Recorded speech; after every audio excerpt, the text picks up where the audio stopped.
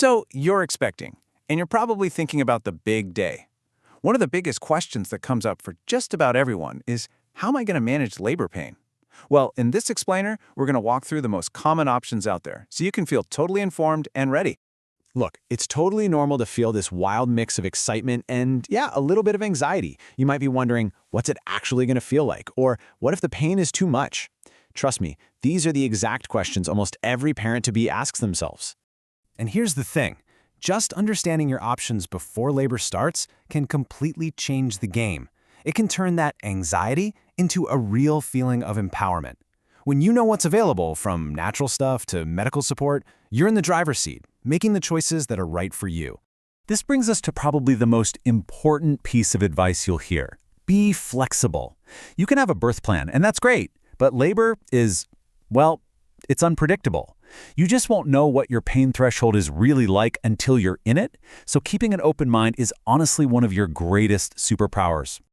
Okay, so let's jump into the first set of tools in your toolkit. Natural comfort measures. These are fantastic options, especially for those early and active stages of labor. And the best part is, you can use them pretty much anywhere. We're going to break this down into 4 key areas: the power of your breath and simple touch, why it's so important to keep moving, the calming effects of different scents, and maybe the most important one, the incredible strength of your own mind. Let's start with focused breathing. This is so much more than just inhaling and exhaling, you know? It's about giving your brain a rhythm, something to anchor to when a contraction hits. And when you pair that with massage to loosen up those tense muscles, wow, you've got a seriously powerful duo for coping. And please, don't underestimate the power of just moving around.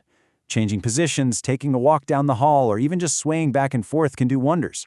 Not only does movement help labor progress, it gives your brain something else to focus on besides the pain, which is absolutely crucial. A really popular tool for this is the birthing ball. It's awesome for sitting, rocking, or leaning over. It can help open up your pelvis and relieve a ton of pressure. It's such a simple thing, but it is incredibly effective. Now let's talk about your senses for a second. Something like aromatherapy, using lavender oil for example, can have a surprisingly huge impact. A simple, calming scent can actually lower your stress levels and help create a more peaceful vibe, which helps your whole body relax into the process. And finally, never forget your mind is your most powerful asset. You can actively manage the intensity of it all. Try chanting positive affirmations, or just laser focus on that image of holding your baby. And this is a big one. Try to reframe that really intense transition pain. When you feel it, remind yourself it's actually a good sign. It means you are so close to meeting your baby.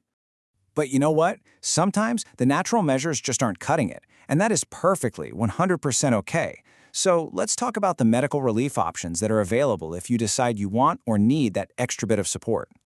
I think a lot of people imagine that medical pain relief means you feel nothing, but often the real goal is just to take the edge off. This goes for a whole range of options, from things like inhaled nitrous oxide to an epidural. They're designed to make the process more bearable and, super importantly, help you save up your energy for pushing. And I really want you to hear this. There is no trophy for enduring more pain than you can handle. The second you feel like things are getting too difficult to manage, that's the right time to ask for help. It is your body, your labor, and completely your choice. Now, pain and comfort management can even come up in procedures before labor really kicks off. Take, for example, something called an external cephalic version, or ECV. This is when a doctor tries to manually turn a breech baby, that's a baby who is feet down, from the outside of your belly. So to make that procedure more comfortable, and honestly more likely to succeed, you might be given some medication. It's not for pain directly, but it helps relax your uterine muscles, which gives the doctor a little more room to gently guide your baby into that ideal head-down position for birth.